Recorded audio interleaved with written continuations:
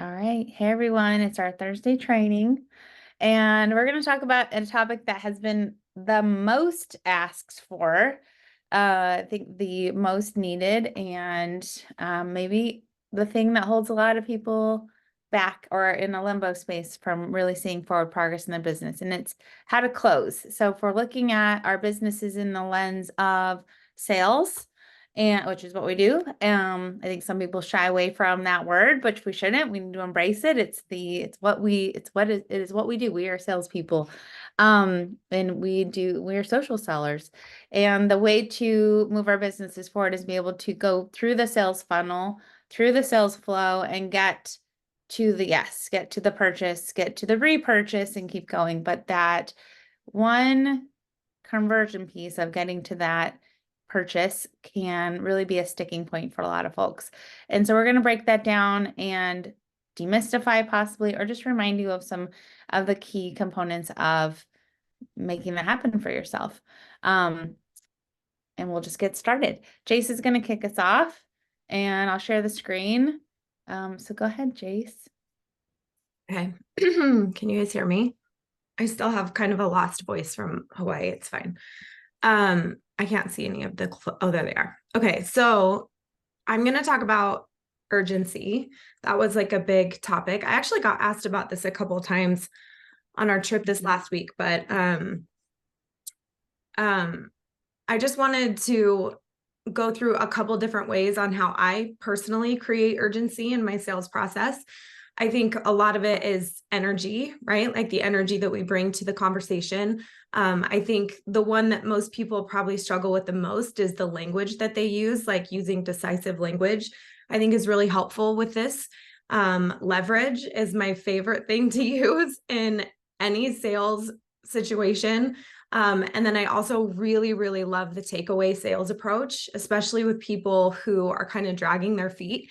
So I'm just going to share a couple of different like specific things in each category that I do. So creating the energy and kind of setting the tone of your conversations, I think your customers and your potential clients they'll embrace whatever energy you're bringing to it. So if you bring a lot of confidence, they will feel that. If you bring a lot of hesitation, they will feel that. If you're beating around the bush, they will feel that. That will kill the energy of the sale immediately. So, number one, set the tone with confidence. That's always, you are the professional, right? Like I think a lot of people try to be the friend or the support or whatever, but at the end of the day, like you are the professional in the situation. And so if you act that way, it really does set the tone for the relationship early on. I think providing solutions to their pain points is something that we talk about a lot, but I think that actually does bring some of the most energy to the conversation because that's why they're talking to you in the first place.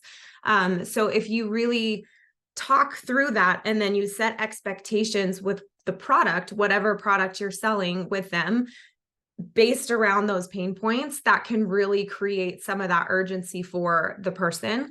And then I think the other thing that I do a lot, which I don't see happening very much, is I involve people in the process quite a bit. I have them closing and confirming long before I ever make the sale. So at each talking phrase or point in the conversation, I check in with them for feedback. How are you feeling? How's it going? What are you thinking?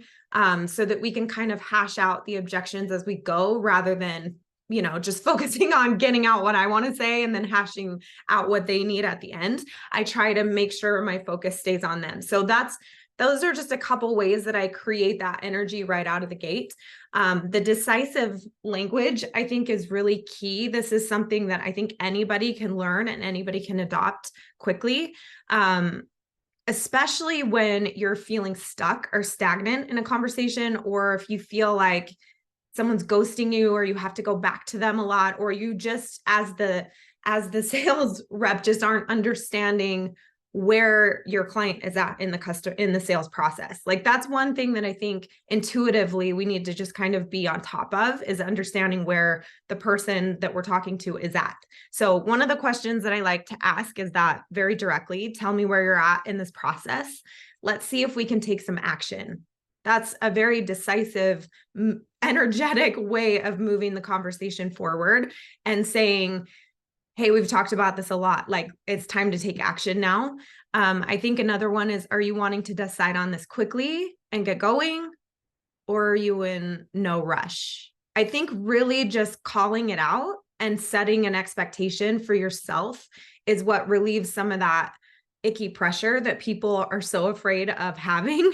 But again, if you just check in with the person often, you can create urgency through decisive action language. I think reiterating their needs establishes that urgency. So, like, if you find that you're just having the same conversation in circles, circle back to their pain points. I remember when we first started talking and you were struggling with hair loss, like, let's come back to that and just like recircling where that energetic point is.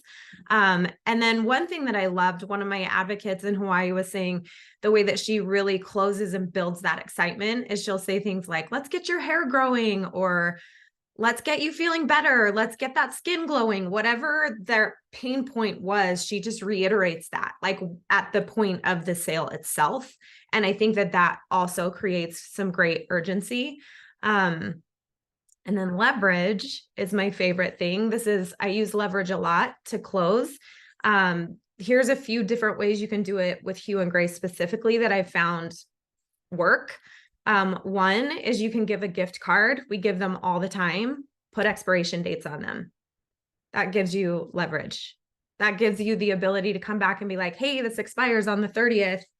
How do you want to use it? Right? Another one is give a join by incentive, whether that's a call from you or a note from you in the mail or an ad, whatever it is, like an invite to a training. If you can give an incentive, sometimes that's helpful. I also really, really love, if you don't want to spend money, right? You can create leverage out of anything. I say that all the time. But one thing is you can use the time that's gone by. This is probably what I use the most. And just a simple way of thinking about that is phrases like, if we'd started when we first started talking, you'd already be a month in by now. Let's not do that again. Like, let's make sure that this time we take action and this month we move forward. It's really just helping people move forward with whatever, because there's a lot of people that are very, very indecisive and they need somebody confidently making those choices for them, especially, you guys, when they don't know what they need. That is like human nature. It's like when your kids are like so grumpy and you're like, you need a snack, you need a nap, and you just tell them what they need, and then they're like, okay, and then they do it, and then they're happy, right? It's the same thing as adults. We just don't put it in that context. I think another great leverage is a host timed or dated events, right? So if you're like, this month is the spring cleaning. So if we were talking about doing a healthy, happy home virtual pop-up on Monday. And so we're like, oh, it'll be 1 hour. You just set the time and date for people to be there. It doesn't have to be like this community that's ongoing or these challenges that you're throwing or elaborate things. It can just be like in an afternoon or on a lunch and learn. And then the last piece of the leverage is use the sales and monthly promotions that the company puts out there. Like, there's no better leverage than that. The company is basically like, this sale's happening this month. Like, focus on that. If you're struggling in a month, go back to your dashboard, understand what the sales are, the promotions are for that month, and really just dial in on those products and what sale is happening. And that date and deadline will give you that leverage that you're looking for. Okay. And then the very last one is the takeaway. I love this sales approach. It's actually a legitimate approach. It's not one that I made up like most things that I teach on, but the takeaway, again, is especially impactful for people dragging their feet or who are indecisive. I personally really like to just be direct in my follow-ups, and I like to establish that I'm busy and that I'm focused on people moving forward. And it's okay for people to have their own timing, but I also have my own timing. So be direct in your following up. This is a phrase that I use a lot is, hey, just following up to see where you're at. Tell me what you're thinking so far. Again, it's checking into where they're at in the process so you don't over-assume or under-assume where they are. And you can kind of meet them at their pace and level. I ask for the sale directly. I'll say things like, oh, sorry, hold on. I'll say things like, are you wanting to get going with this today? Tell me your timing. I'll have them just say it. Tell me what your timing is. Do you want to do it this month? Do you want to do it next month? And I really do try to put off an era of it doesn't matter either way to me. I'm just focused on when you're ready to move forward. I don't want to stay in this stagnant place. Does that make sense? You just establish that energy. And then the very last one is just remind them, but you're busy, but always available. This is the actual takeaway approach. And I'll say things like, it's totally fine if you're not ready. It's been really busy, so I don't want to keep bugging you. And I know that you know I'm here and available whenever you are. So let me know. If you get to that point with people where you do take kind of the sale away and you sort of put it in their hands, like, okay, I know you're dragging your feet. Let me know when you're ready. A lot of the times they will take action right that second. Like they'll feel that pull away and they won't want that. And so they'll actually close that sale. If they don't, then this is the scenario where I don't follow up with that person again for a more significant amount of time, like a month. You don't continue following up with them because then you really are just wasting your time, right? And you're actually hurting the urgency. So that piece of it and that takeaway part is really key. It's something you have to finesse and definitely practice and learn, but it's really, really impactful. And that's all I have.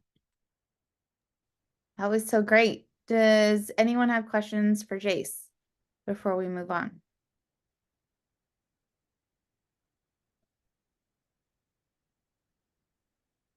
Okay. Be thinking about where you struggle in this process and ask those questions that you need to get the clarity that you need. Go ahead, Jen. You can just unmute. Okay, can you hear me okay? Yeah. I was just wondering if, would it be something good to say, like, so I have a few people that were like talking about hydrate detox, and now that the sale is going to be done, like at the end of the month, the pre-sale, like extra $10 off. Would it be something good to say like, hey, I'm just following up with everybody that wanted to get the hydrate and detox? Or would that be bad? Should I say like them specifically? Like, I would reach out to them individually. or yeah, like I would, but I'm just like, I guess I'm just trying to like think of my wording. Like, should I say I'm reaching out to everybody that was interested in hydrate and No, detox? I would be like, hey, I know that you were interested in the hydrate. Like make it super personal. Like make it Okay, about them. yeah. Hey, I know you were interested in this. Just so you know, this sale is ending like Tuesday. I would Mhm. actually say the day that it's ending instead of the date, because if you say Yeah. the 30th, then it's like, oh, I have plenty of time. But if you're Yeah. like Tuesday, in most females' minds, they're like, oh my gosh, that's like 1 hour away. You know what I mean? Because you have so Yeah. much going on. So, but again, that's one of those little decisive language pieces that takes a little time to understand. But yeah, I would reach out to all of them and be like, hey, this ends on Okay. Tuesday. Sounds good. Thank you. And yeah, I would agree to personalize it, make people feel like, that you're talking to them and it's not a transaction, that it's about them. Okay, I'm gonna zoom out and like figuratively and kind of go over some basics of the sales process because I think that the more like Jace really touched on, like the more you could just take this, like it's your job. This is a skill we learn. I don't think any of us came into sales just innately good at sales, right? Like you learn the skill set to do this job well, and this is how we do it. We practice it. So I have kind of some rules that I try to go by and teach, but that I think really helps serve me in terms of how I approach this process. The first one is have a full funnel. So funnel is like the number of people in your inbox, the number of people that you're moving along this continuum. I think the one thing that I see the most often that people get stuck is that they have like maybe like two people in their funnel, three people, just like you can count them on one hand. And then all that does is create this energetic exchange that is based off of scarcity because it's making it about you need them to say yes because you don't have anyone else. They're going to sense that, they're going to feel that, and we can't help but helicopter when and like hover over them and that will innately feel like pressure and it'll shift the energy and make people kind of cower away. I think I said on the follow-up call, like we know when that salesperson comes walking up to you in the store and you're like, I really just wanted to shop without any pressure right now. And then you kind of hide, even if you really did want the support or help. So I like to have a really full inbox. If your inbox isn't busy, like I want to almost forget who I'm needing to follow up with because there's other conversations that are naturally floating to the top of my inbox because my inbox is so busy. You get to control this. You get to control how full your funnel is because you are the one starting these conversations and following up. The second one is to be more sure. If you're not excited, someone's not going to be excited. If you're not clear and confident with how these products are going to serve someone, they're not going to be clear and confident with how they're going to serve themselves. So that might be education on your part. That might be faith in it while you figure it out, right? That might be just borrowing someone else's confidence. I remember early on in my coaching business, I was really timid in my conversations. I was like, well, maybe, or if you like, look at that language that you're using. Like Jay said, are you using decisive, confident, clear, professional language? It can, but also real, like don't sound like a robot. You want to sound like yourself and friendly and build that connective tissue. But get really crystal clear on how you're going to help them with the products that you're suggesting to them. That has to come with asking the clear questions to begin with. If you don't know what they need, then how can you make a clear, confident recommendation? Third is meet them where they're at. Like if they're not ready to build a business and jump all in, then don't start with the building, like then don't focus on that. Don't spend your energy there, right? Like I was talking to someone the other day who they were just dipping their toe, really excited. They were, wanting to talk about the business. And then all of a sudden the conversation shifted to like a really heavy, intense educational on the products when the person that wasn't where they were at. They were like trying to learn about the business side. So meet them where they're at and get them excited around that because this is about their goals, their level of readiness, not yours, right? And so sometimes we can shift that when we get so hyper focused on our goals, our timeline, our deadlines, things like that. And the easiest one is to be the one who to follow up. We've all seen those statistics that takes 90% of conversations or sales close after like the 5th to 7th follow-up.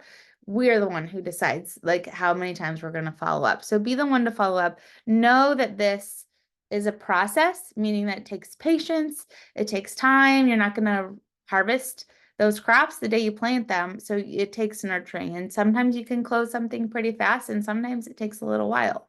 So those are kind of my basic rules. And I think of this as like, this is a courtship. It doesn't have to be a long courtship, but it's a courtship. And I think if you look at it like some sort of I like to use the analogy of dating because we've all been there at some point in our time.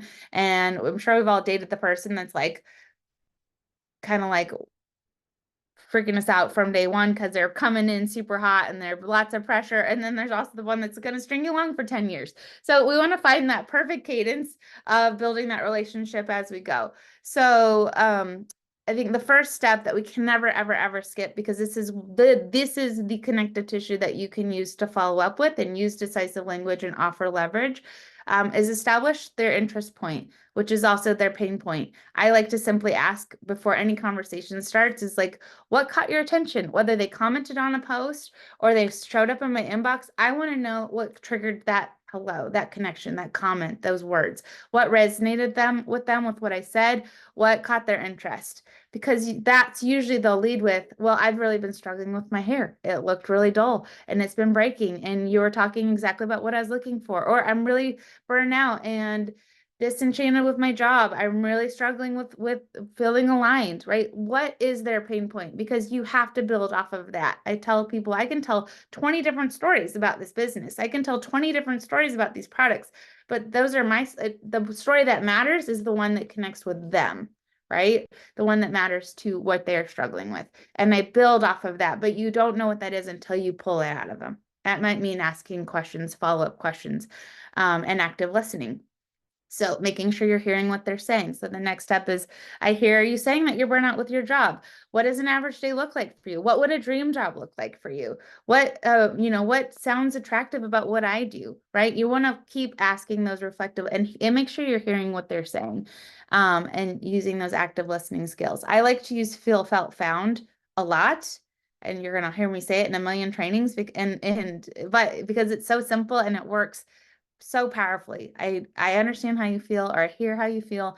I felt the same way. Or one of my friend Jace felt the same way. She talks about this a lot with being a mom too, right? If you don't have that story, you can borrow someone else's story. What she found is what we have found is, right? And then you share the other side of that fear, that objection, that pushback. Or it might not even be a fear objection, that pain point, and you're building like that trust, like, oh, I have a solution for that, right? Because the point of sharing a pain point is offering a solution to that pain point. And then building off of that is highlighting the benefits, educating them, offering value. That isn't like making them drink from a fire hose, it's offering a sip, a little taste, right? Gauge their level of interest in what they're wanting to learn. And how you're gonna teach that, like some people really want to nerd out. They want to learn all the things, and you can feel that out, but start with a little bit. Don't send an hour-long formulator call training if they're just like, oh, tell me a little bit about the ingredients in the collagen, or what does type 1, 2, and 3 collagen mean. That can be a brief description versus it doesn't have to be, right, the formulator call on the collagen. That might be way too much. It might freeze them up. You want to keep this flowing. And if you overwhelm them or over inundate them with information, a lot of times that can, like, oh, I can't move on in this conversation until I've done all of this studying and reading or listening. So give them little sips. And don't be afraid, like, don't be afraid of the objection. Assume and know that objections are going to happen, whether it's question or pushback or concern or confusion or just asking for more clarity. If someone's like, oh, I'm not sure if whether it's a price point or an ingredient or level of readiness, just ask them. Or you can even say, like, is something holding you back? Like, you seem really excited and now you seem unsure. You can even just address it head on. And that's where you can go back to that feel, felt, found. But if you're just guessing and trying to assume that you know what's going on in their head, then again, you're just going to swirl around in this continuum. A lot of times, and I'll ask for that buy-in along the way. Like, how does this sound to you? Or what are you thinking? Doesn't this sound great? Assume yes. And they'll be able to give some feedback along the way. And hopefully if you're tuned into the conversation, you'll hear that, whether you're on the phone with them or you're hearing the tone shift in a voice memo or just through the word choice. Like Jay said, I like to create urgency or offer incentives.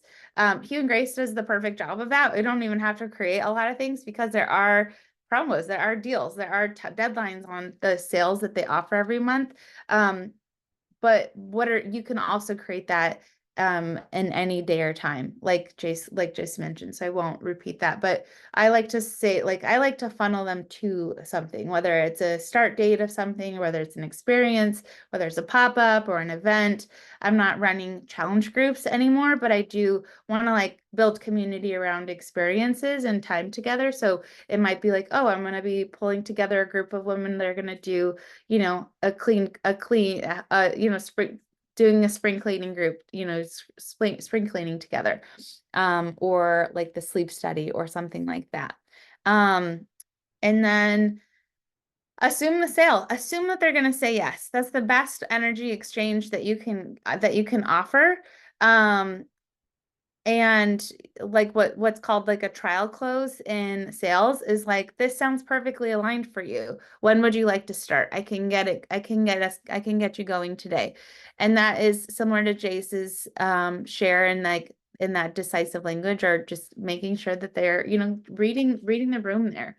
But assume that there is a yes. And if there isn't a yes, that's fine. But you want to, that's just part of the psychology of sales. And then I use like gift cards or limited time kind of bonus gifts, or gifts with purchase kind of things, on almost as like a follow-up tool.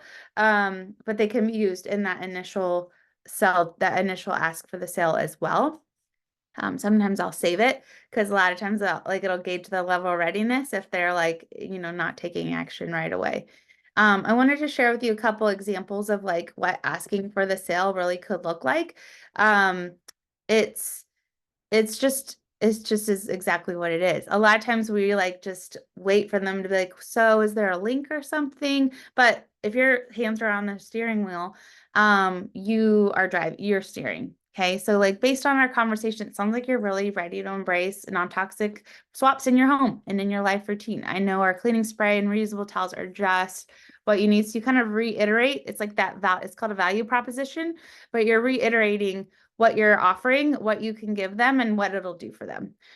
So you're just kind of like sharing in that you're representing. You probably already talked about the fact that the home cleaning is 15% off. You probably already mentioned that there's a fun little drawing that they're doing or giveaway to get your house clean. But as you're asking for sale, you're putting it all back into one kind of presentation, that value proposition, like is what it's called, so that they're seeing it all there, right? And then you ask for that sale. There's a couple shorter ones and then there's a couple longer ones. I like to really affirm my gratitude for their time and their trust and their support in my business. That means a lot to me. So I make sure they know that that means a lot to me. It's kind of like my subliminal reminder, like, hey, I'm a small business owner. Like, this is how I support my family. Thank you for picking me when you could have picked, you could have gone to Target or whatever. And just making sure they know how excited I am for you builds that excitement and confidence in their decision and that trust that they are in the right, that they're making the right choice, right? They're investing their dollars in the right place. And I always ask, are there any other questions for me?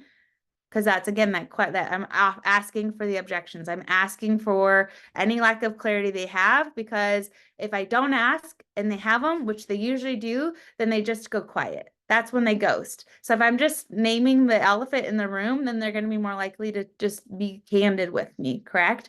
And so and then we can talk through it. I can talk through anything. No is not an answer, not a word that I like really take very easily. I will always find the way to the yes. So, there we go. Those are just some examples there. And any questions before we close with Jamie, or any thoughts or anything Jamie or Jace you want to add? No, I love all of that. I think we work really similarly. So it's good continuity.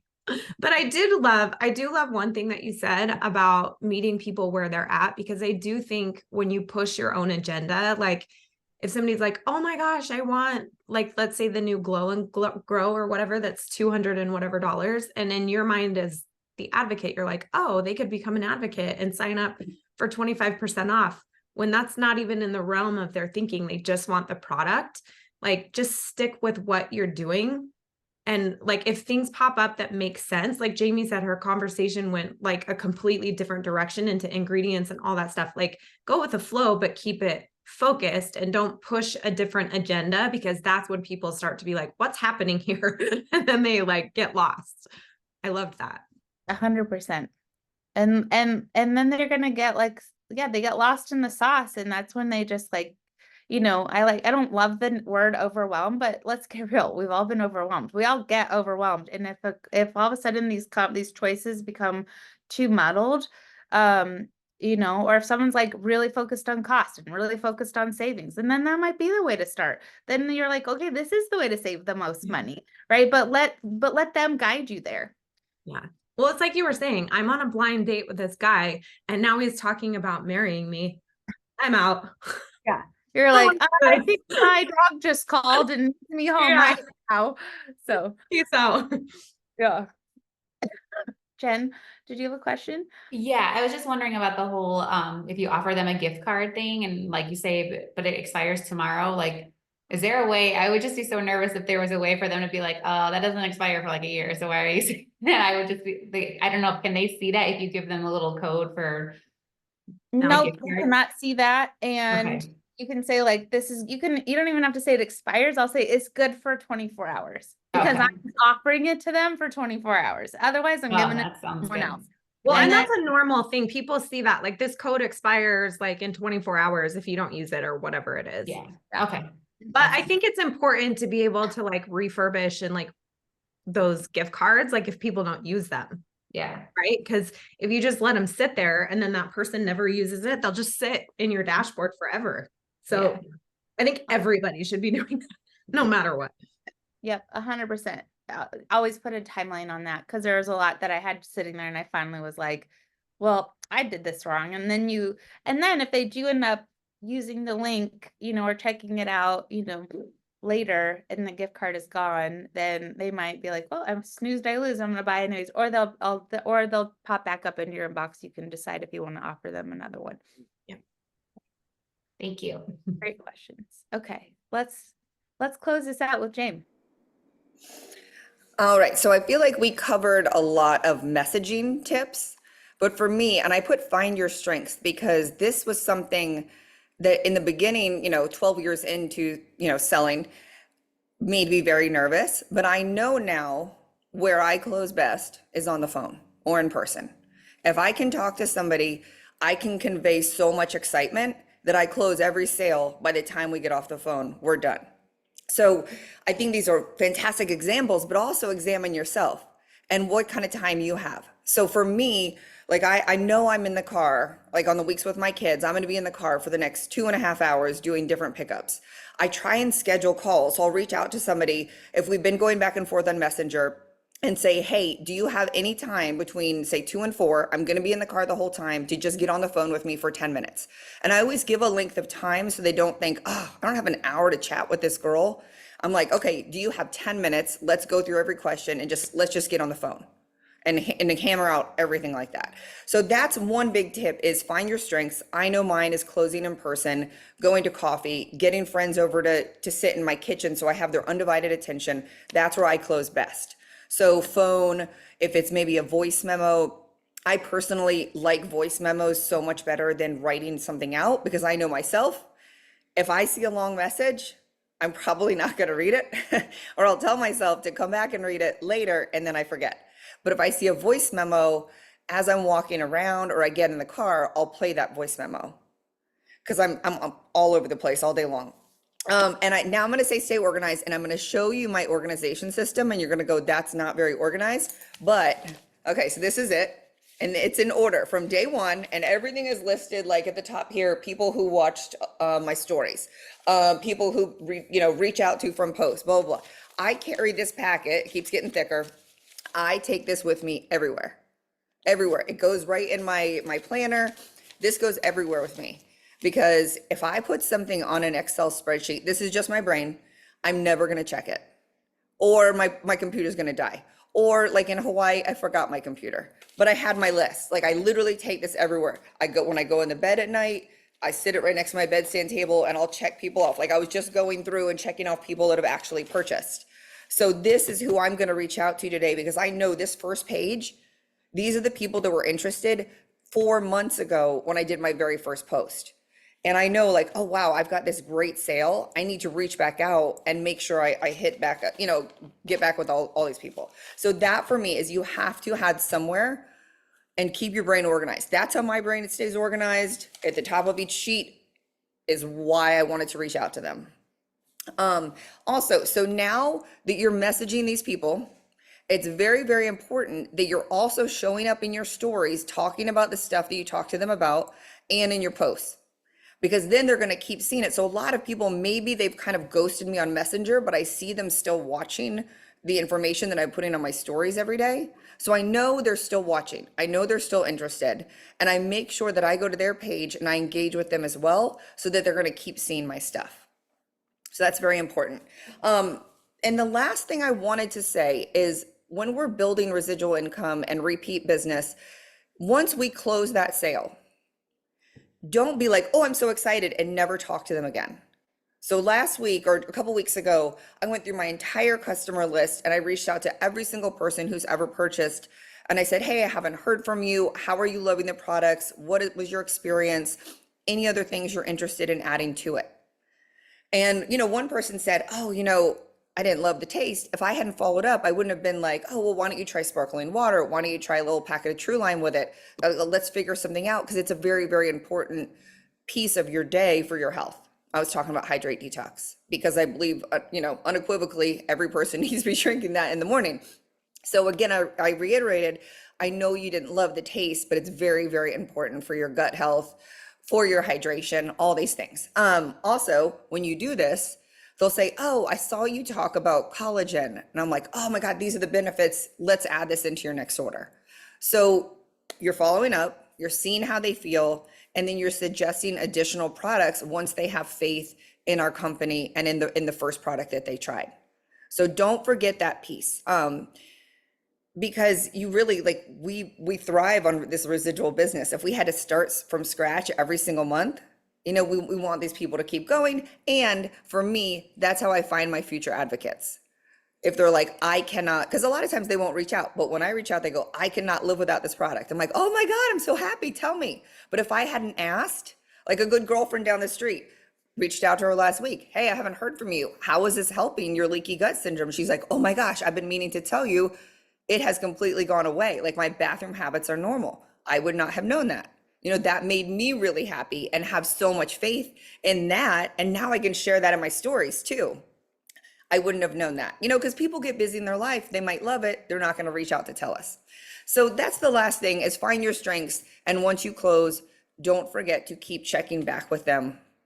And that's all I got. But this was fantastic. I learned so much today. So this was great. I love those reminders. I think that was such an important way to end, because I think those are really important reminders that I needed to hear too. Okay, so this was really clear, simple, concise, but I want you to take a minute and we're going to internalize the process, right? So I want you to think critically, but kindly to yourself, but critically, where do you get stuck? Where do you feel like when you're looking at this flow, because it is a flow, right? It is a continuum. And honestly, sales it's a really simple thing, right? If you have ever done a sales training or you watch it's a really simple step-by-step process that should look and feel different for each and every one of us because our personalities are different, but it's still, we're all checking the same boxes, right?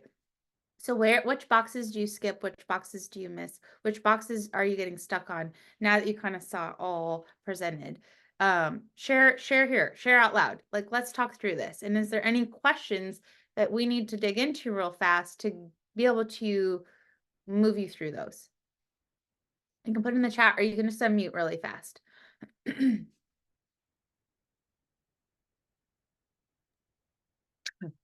So I get stuck in recruiting, and I do a lot of Zooms with people.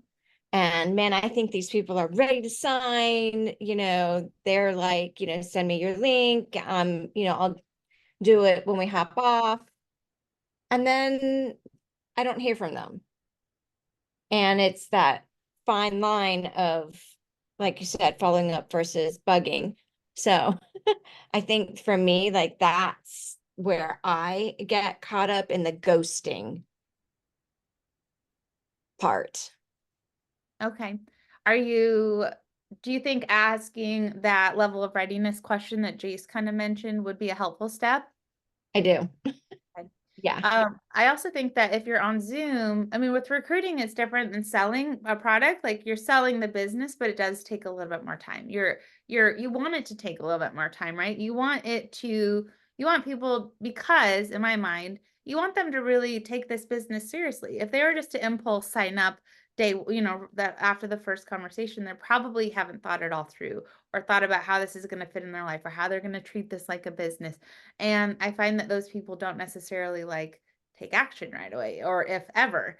And so I kind of, for when we're looking at recruiting to the business side, you do want it to take. So I would set up another date, okay, maybe if you're seeing that as a pattern, you can end the call instead of saying oh, let's sign you up. Let's say, why don't you think about noodle on this for 48 hours. What does your day look like on Friday? Let's get back on Zoom or hop on the phone and talk through anything that comes up for you, because I know that something will, right? And then you're giving them that time to process, but you're putting a clock on it.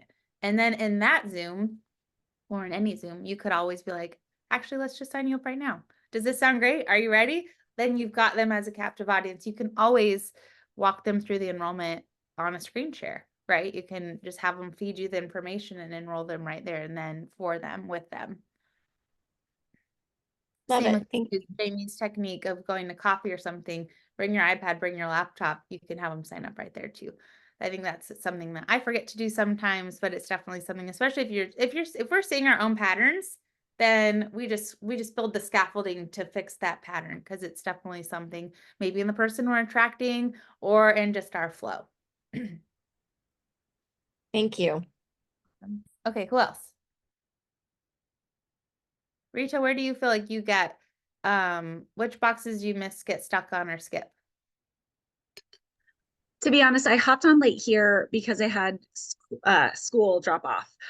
But I find I get stuck in, like, if someone's interested, uh, I'll message back and then ask them a question. They message back and then I like kind of lay it out there, maybe ask another question. And that's kind of where a lot of the conversations stop. And I'm looking at it though, I'm looking like maybe they're too long. Maybe they see a lot of text and think that's too much. So listening to this, I'm thinking, do I just cut all that out and say, hey, when can you hop on the phone? Or would you like to talk about I need to fix that part. That's where I get stuck, if that makes any sense. Yeah, no, it makes total sense. I think that's a good way to course correct right there. Like, get them on the phone. Maybe if you're seeing it not convert in text, then yeah, get them on the phone. Maybe switching to voice memo. And then making sure you're pulling, one of the things we talked about is like making sure you're really, really spending that time up front to understand their pain points. What are they looking for? What are they struggling with? What are they trying to avoid? What are they wanting to change? Because then you're making sure it doesn't matter. Then you can like really breadcrumb the value in education and get them and build the excitement around how you're solving specifically those things. Alma or Dana or Shelly or Jen. Sorry, I've got a cough. I'll go. Hello. I do have a question, but I want to kind of like zoom back out because I feel like I do really well with like the invites and the follow-ups and the closing the sale. But I think just because this is so different, I guess in my mind, I mean, if you came over from Beachbody, it was pretty simple. Like the questions that I would ask to get to the bottom of like, what solution do people need? How do I pick what program, what nutrition solution, whatever. Here, if I have a conversation that started off a post or a story, something like that, I think I'm getting a little bit stuck when they say like, what is this all about? Or what do you offer? Or how could this help you? Because there's so many different things. Like, would it be, you don't want to just say like, oh, skincare, oh, collagen, oh, hydrate. There's so many great things, but I guess my question is like, what are you starting those conversations with, where they just kind of want to get a little more information about what you're offering or how it can benefit them without kind of slating them into a corner of what you think they might need? Yeah, I focus on the, I think that's a really good thing to consider and think about.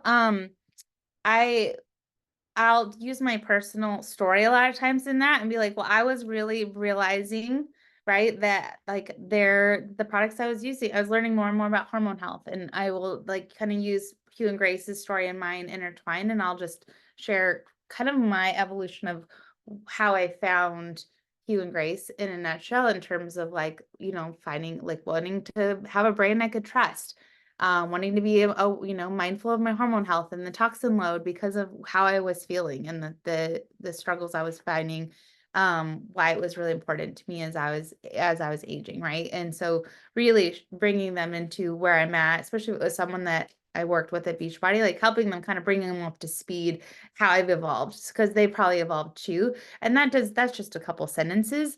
But in terms of how I present and position Hugh and Grace, it's the simple swaps for the things that go in, on, and around our bodies. It's really just that. And I'll use that language a lot. And I'll say and then I'll kind of zoom out to share a little bit about the ethos and the mission of the company, and that we are a brand that they can just know that they can trust no matter what product it is, that it's going to be hormone safe for the entire family. It's going to be toxin free, and it's going to be environmentally conscientious. And then I'll be like, we have 3 verticals that we're continuing to build out. We're, still young, but we have the skincare and bath line, we have a home line, and we have the wellness line. And then you can, again, I would probably start with some questions about like, well, what caught your interest?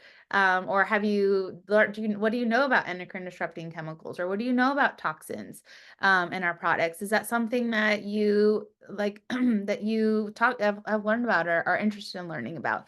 Because a lot of times there'll be some level of interest, or they follow an influencer, or they heard, they saw and read an article or something like that. And so it kind of just more that's just conversational. It's not necessarily me giving like a TED talk about it. It's just kind of like having a dialogue and sharing my excitement about how and why I'm so excited to be here. And sometimes I'll share like the USA Today article. I found that to be really helpful.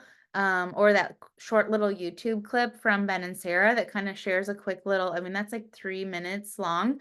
And that gives a really great, beautiful overview of like how the company was and like the inception of Hue and Grace. So sometimes I'll like insert a couple quick little things like that. The Hue and Grace, that video is less than 3 minutes. The USA Today article takes like 3 minutes to read. So like that might also just kind of like, I'll share that a lot too. Dawn, do you do it differently, or do you want to add anything to that? You've been doing this a lot longer than me. No, I think those are all great. I mean, kind of using that third party validation that, where it's not us talking is always good to kind of get, I find Sarah and Ben's video is very helpful. So I think people, especially people who are just kind of stepping into, non-toxic products, it really kind of gives that, relative piece. So yeah, I think that's all really good. Perfect. And then depending on where you're at in the conversation, Dana, you could then, like, if it's been a conversation that's been going on a while, that might be a great segue into like a hormone harmony event or a recording. If they're really wanting to like learn more, but they just don't know what's in it for them yet, right? And some people are like, I don't know, I'm just not really, they don't have really large health issues, or they're just not really at that level of awareness or educational buy-in into like why EDC-free products are so important. So sometimes like we have to connect the dots. And so a bigger event, like a bigger educational opportunity, like a hormone harmony event, whether it's a recording or in like one of the in real time ones, that might be a way to segue it in, or your info group. And then my info group template, there's a lot of education around toxins and endocrine disruptors for that reason, because I think my audience is one that's like, well, why do I even need to care about this? My family's like, I don't care about food dye. I don't care about like they all using Airwick and Sensi and all this crap, right? Like they don't know, they don't care. So it's like, I'm not going to try to force them to know and care, but if you create that container for them to learn, again, meet them where they're at. So those people might be the ones that I talk about beauty first and clean beauty first, or the benefits, like the more physical, like, collagen is like a gateway drug here. Cause it's like, oh, everyone, I don't care if it's like hormone safe or not, my hair is growing, right? Like, so maybe that's your door in for them. And then they're going to learn about the benefits of it on the back end, and then you can add to it. So, okay. I saw you on mute. Yeah, I did. Like Rita, my biggest problem is following up. I follow up, but then I get tired of following up and I get no response. So I leave it alone, and that's where I'm at.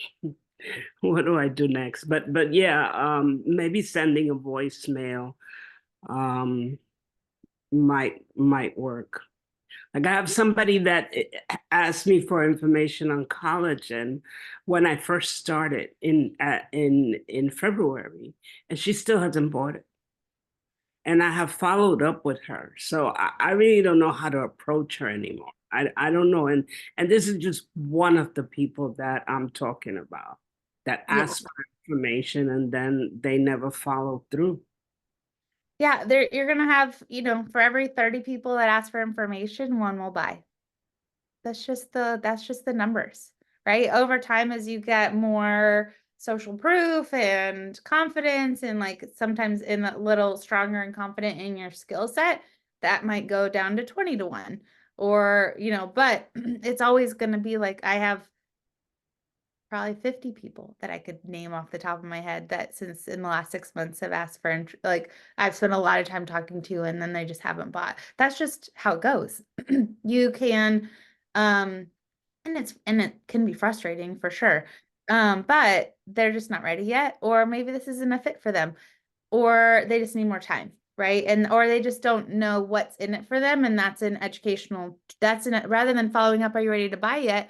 Invite them, share them a hormone harmony event, share them the Forbes article, share them, like, hey, this is a testimony that was shared in my team page, and I thought that I thought this was such a great illustration what the collagen can do for you, and share that.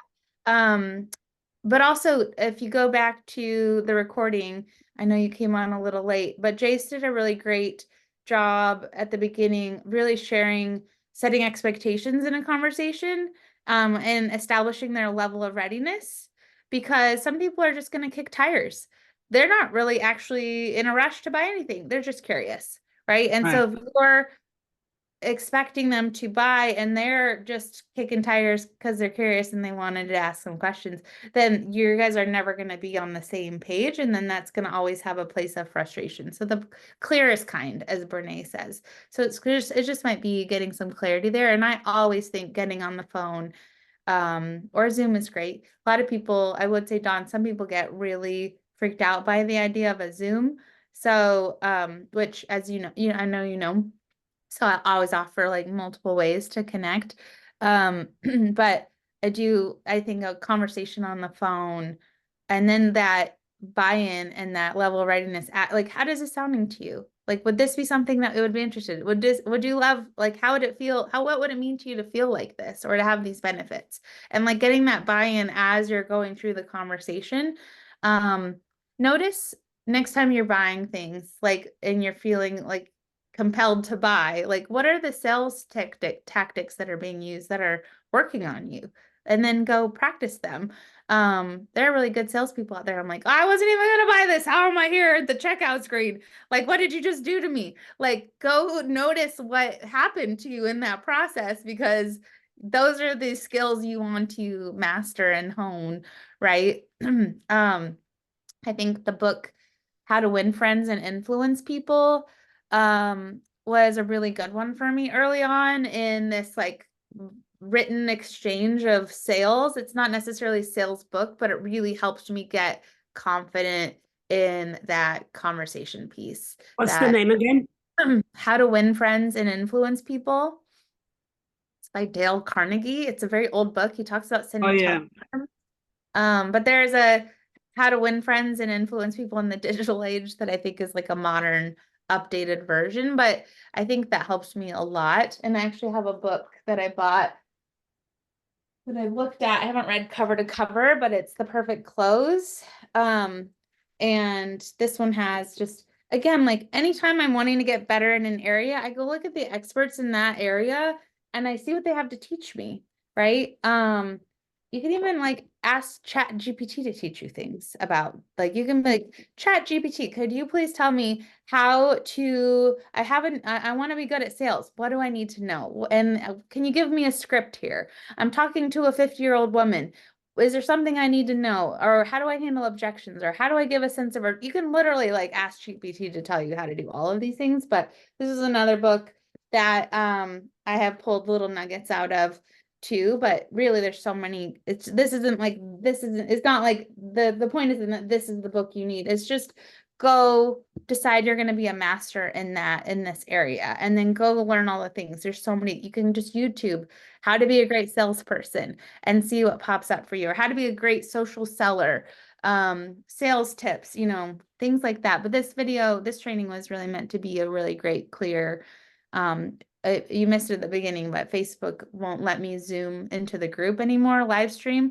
So I'll just post, so we just have to rely on recordings, but I'll have the recording of this up later today. It won't be until I come back up from the barn, but I would go back and watch the beginning of it with Thank Jason. you. Yeah. Okay. Well, this has been an hour. Yes. Oh, yes. Good. Okay. I will stop the recording and let me know. Feel free to like use the team page or ask any questions or ask any follow-up to Jace or Jamie or I, and I'll share the slides also in the event. Okay. All right. Bye, guys.